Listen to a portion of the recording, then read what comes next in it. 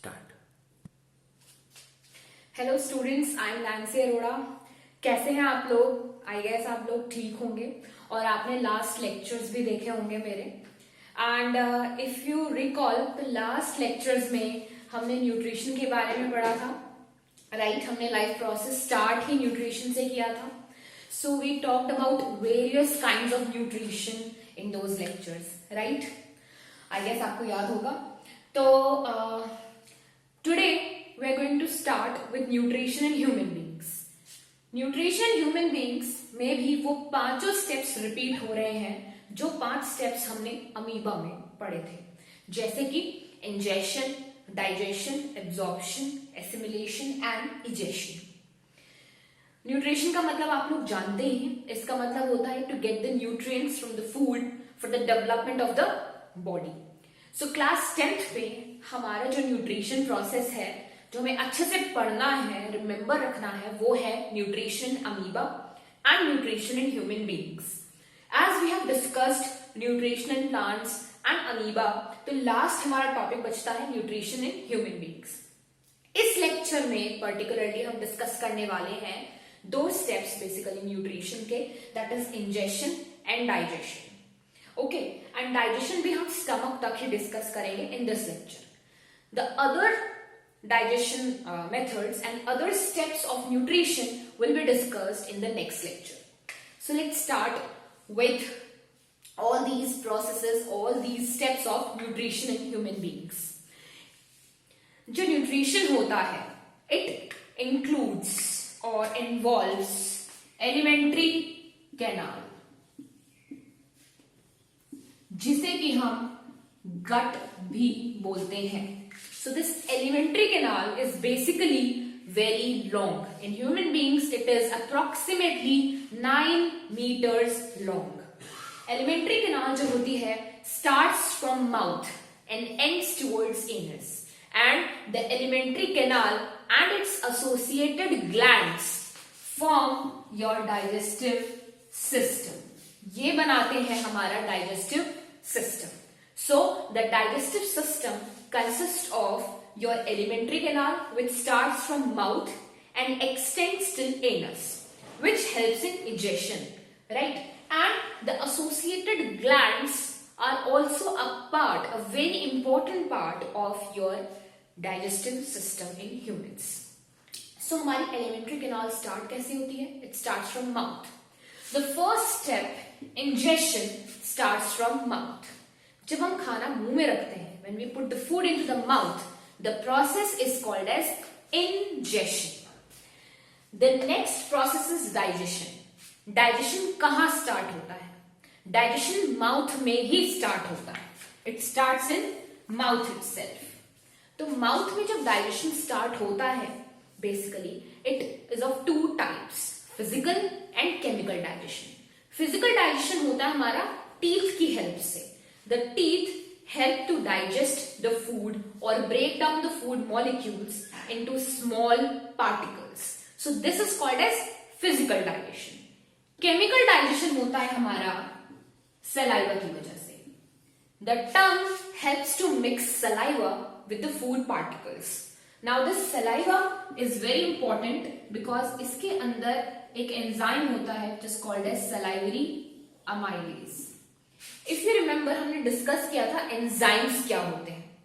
Enzymes are those molecules or biocatalysts which increase the rate of reactions in your body. So the first enzyme is salivary amylase. Salivary amylase क्या करता है? आपके खाने में जो starch present है, starch which is a complex carbohydrate, तो वो उसको partially break down करता है. अब यहां पे मैंने यूज किया वर्ड पार्शियली. पार्शियली का मतलब है नॉट कंप्लीटली, लाइक कितना डाइजेशन होता है? सिर्फ और सिर्फ 30%.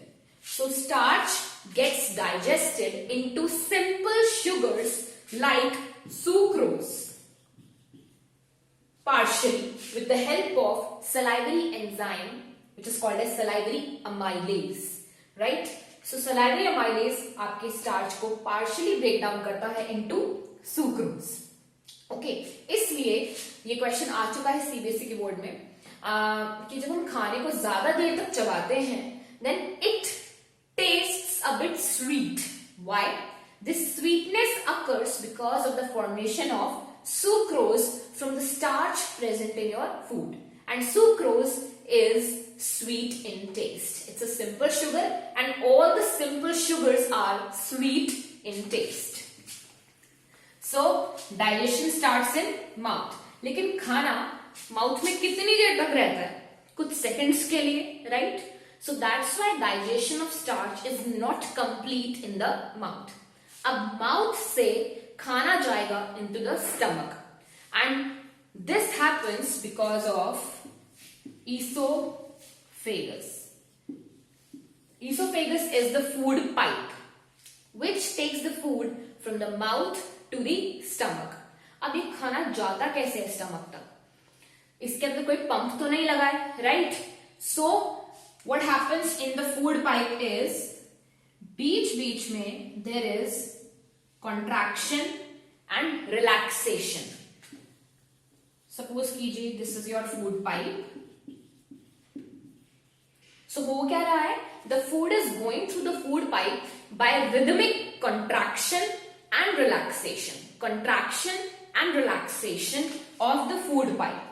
This rhythmic contraction and relaxation of food pipe is called as peristaltic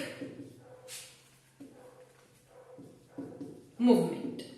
इसको हम बोलते हैं peristaltic movement और simply peristalsis. So peristalsis की वजह से the food enters from mouth to stomach. Now in stomach we have gastric glands. जहां भी ये वर्ड आ जाए गैस्ट्रिक, गैस्ट्रिक का मतलब है something related to stomach. So gastric glands होते हैं हमारे स्टमक की वॉल्स में, जिससे सिक्रीट होता है गैस्ट्रिक जूस. अब गैस्ट्रिक जूस के अंदर 3 इंपॉर्टेंट चीजें होती हैं, 3 इंपॉर्टेंट कंपोनेंट्स जो आपको बहुत अच्छे से याद करने हैं. वो है हमारे हाइड्रोक्लोरिक एसिड HCl, एक एंजाइम होता है called as pepsin and mucus. इन तीनों के नाम, इन तीनों के फंक्शंस बहुत ज्यादा इंपॉर्टेंट है from the exam point of view. So what happens is HCl जो होता है it provides acidic environment in the stomach. ठीक है, क्यों?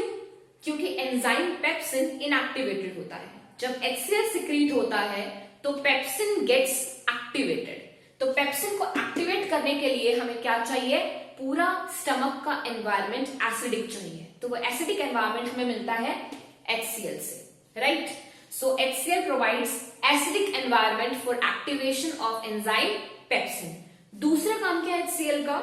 कि अगर आपके खाने में कोई बैक्टीरिया या कोई प्रोटोजोआ या कुछ भी है तो then HCl helps to kill those bacteria. The second is enzyme pepsin. Enzyme pepsin acts on proteins. P for pepsin से याद रखना, P for proteins, right? So pepsin किसको डाइजेस्ट करता है? Partially proteins को. अब बात आती है म्यूकस की. स्टमक में एसिड सिक्रीट हो रहा है and it is one of the strongest acid that we know about, right? तो स्टमक में छेद हो सकते हैं, होल्स हो सकते हैं, right? But stomach is unaffected. जब तक आप जिंदा है स्टमक तो आराम से काम कर ही रहा है ना, राइट? सो वो काम क्यों करता है सही से? Because of the secretion of mucus. Mucus forms a thick layer on the inner lining of the stomach and it prevents the acidic attack और the acidic effect of HCl. ठीक है, सो आपके स्टमक वॉल्स safe रहती हैं because of a thick layer of mucus which is present on the inner lining of the stomach. So these are the functions of these 3 components which are secreted in the form of gastric juice by gastric glands present in the walls of the stomach. आगे का digestive process हम पढ़ेंगे next lecture में. Thank you.